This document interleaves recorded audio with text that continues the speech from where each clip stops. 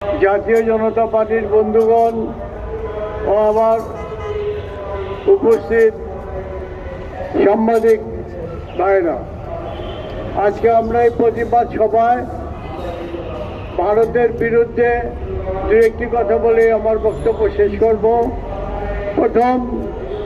প্রথম কথা আমরা বলতে চাই যে বাংলাদেশের ফ্ল্যাগ তারা পুড়েছে, এটা সহ্য করার মতো ব্যাপার না।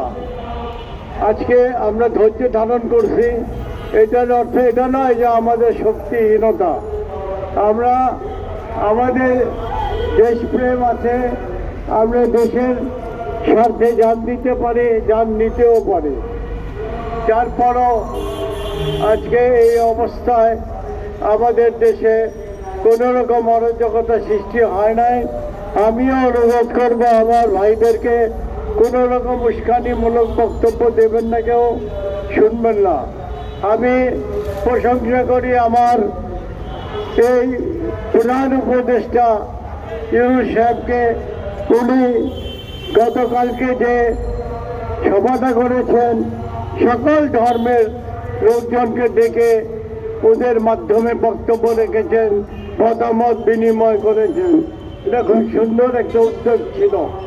এভাবে আমরা আমাদের সম্প্রীতির প্রকাশ ঘটাইছে উনি, যেহেতু আমাদের জাতীয় জনতা পার্টির তরফ থেকে ওনাকে ধন্যবাদ। সাথে সাথে আমি বলবো যে অন্য অন্য রাজনৈতিক দল যারা আছে তারা নিজ নিজ উদ্যোগে বক্তব্য রাখবেন, কিন্তু উস্কানিমূলক বক্তব্য দেবেন না, যাতে আমাদের দেশে অরাজকতা সৃষ্টি হইতে পারে।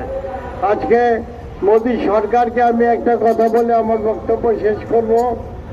উনি মসজিদ ভাঙা শুরু করেছেন ভারতবর্ষে, কয়েকটা মসজিদ উনি শহীদ করেছেন। এখন আজমির শরীফে হাত দিয়েছেন। আজমির শরীফে আরঙ্গজেব হাত দিয়েছিল বহু বছর পূর্বে, উনি ভাঙতে পারেন নাই। এই যে ভাঙতে পারেন না, এর কারণটা মোদী সরকারকে জানা দরকার। আজমির শরীফ ভাঙতে পারবেন না উনি।